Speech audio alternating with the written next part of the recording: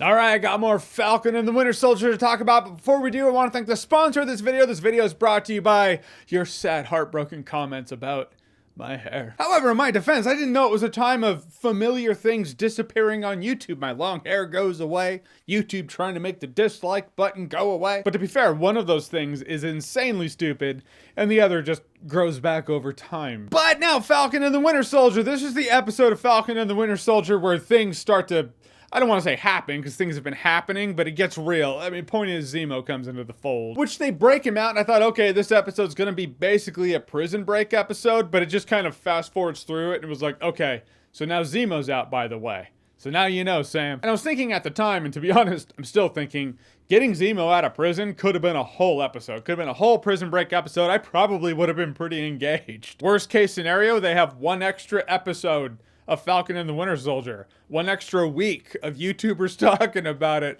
Not a bad thing for them, so I don't know why they didn't do that. Point is, now he's out, and I gotta say, they're using Zemo very well. He's great. Because in Captain America Civil War, Zemo was kind of eclipsed by the conflict at hand. I get that he was the one who was the catalyst that got Captain America Civil War to happen. But it was, oh, Team Cap or Team Iron Man. There was no hashtag Team Zemo that I saw. Now, who knows, there might very well be, because Zemo's amazing. Doesn't hurt that Daniel Bruhl's a great actor, sure, but they're using Zemo well. He's not just like, oh, a villain or the villain. He's a wild card. He's a villain, but as Bucky said, he's like, but he has a code. That code being, yeah, get the Avengers to try to kill each other.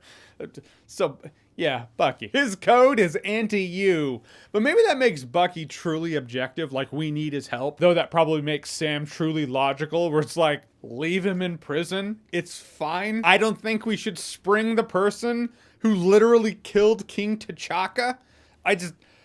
Wakanda remembers that shit. You want the most technologically advanced country on the planet on your ass for springing the one who killed their leader?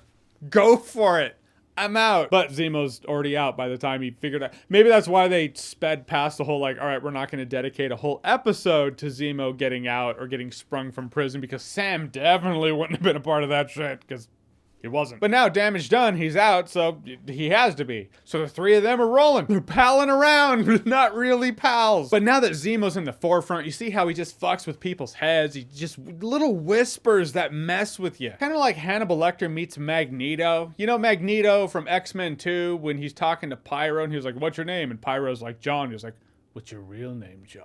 You know, like shit like that. That's what Zemo does. Also love the super seedy criminal black marketplace. Like, I just love super seedy underworld criminal hangouts in any entertainment, whether it be Mass Effect, Final Fantasy VII Remake, here in Falcon and Winter Soldier. I see these places and just the smell is always the same. It's popcorn, weed, and crime. See someone packing up what looks like Heisenberg's blue, you know, all the neon, the ambience. I was like, I could hang out here. I mean, hypothetically, in a fake world. I'm just saying, if someone wants to make a VR experience called super seedy, futuristic, criminal underground hangout, I'd be there forever. Well, isn't Jeremy doing videos? Oh shit, that super seedy criminal hangout VR experience came out. He's probably hanging out there. I do have questions in terms of public perception of Bucky Barnes and the Winter Soldier, and where those lines fade. And best I can figure, like the common folk, you and me, probably don't know much about the Winter Soldier, and if it was on a newsreel or a sizzle reel, they wouldn't recognize him. I mean, he got a haircut, that helps with that, but if I passed Ted Kaczynski on the street, I wouldn't recognize him, and that's the Unabombers. You know, like, not a lot of people recognize criminals if they pass them on the street. However, I feel like criminals should know more about that, and so the story, well, I mean, that was big news when King T'Chaka was killed, and it was pegged on Bucky. But then T'Challa captured Zemo after he found out, wait a minute, this guy actually did it, and he framed Bucky.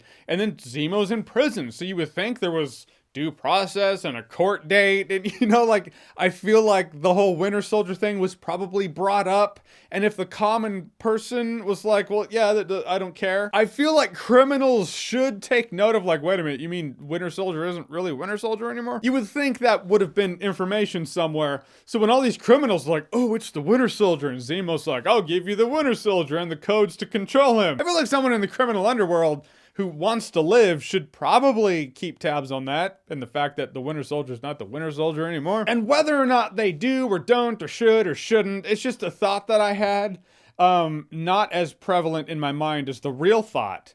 Would Captain America have gotten canceled on Twitter for being friends with the Winter Soldier? Because I think he would have. I think we live in a world where Cap would have gotten canceled on Twitter. There you go.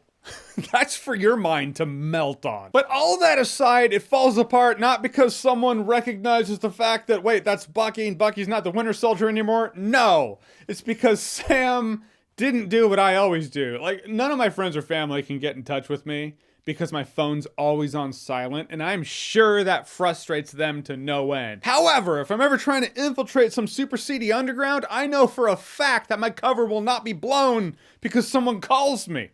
Like what happened here. Why did Sam have his phone on? Why was his phone on silent? Why was his phone on him at all? This guy is an accomplice to springing Zemo. He's hanging out with someone who killed the leader of Wakanda. Pretty sure someone can track his phone if they really wanted to. Dude, leave that shit at home. Good to see Sharon Carter, though, who's in a completely different place than we saw her last, because she was like, yeah, I wasn't with the Avengers. I didn't get my little pardon or anything, so I'm just in a world of crime and selling art goods.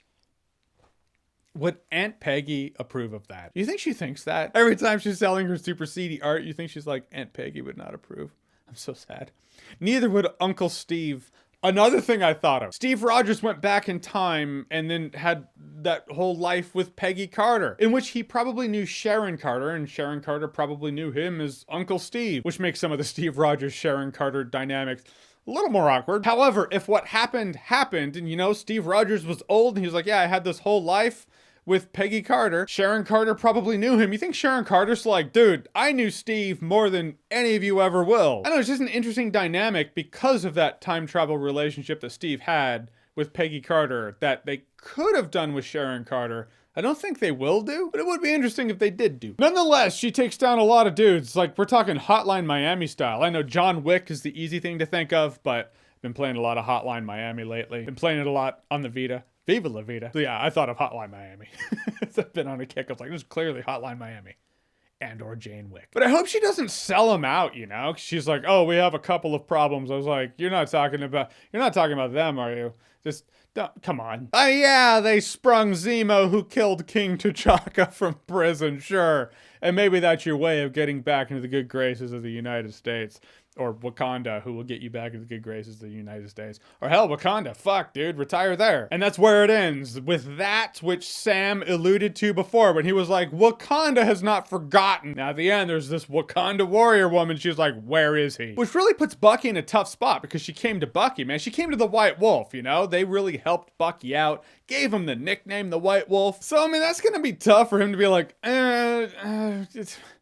it's complicated. Pretty sure they're not going to take that answer, but I'm interested to see what happens next. But Zemo coming into the fold, into the picture, it really adds a whole new dynamic to this show. The tension that's going to bring between Wakanda and this whole thing, it's really fascinating stuff, and it really ramped up in this episode. Zemo stole the episode.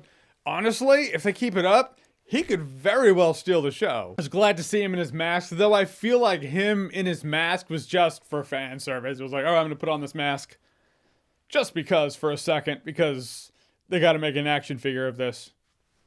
All right, you got that? Hot toys? Great. Cool. All right, so Falcon and the Winter Soldier episode 3 and Zemo coming into it. What did you think about it? How do you think it's gonna go down? Like, not in this episode, but going forward with Zemo and all those complications. Whatever you think, comment below, let me know. And as always, if you like what you've seen here and you want to see more, click right here to see more.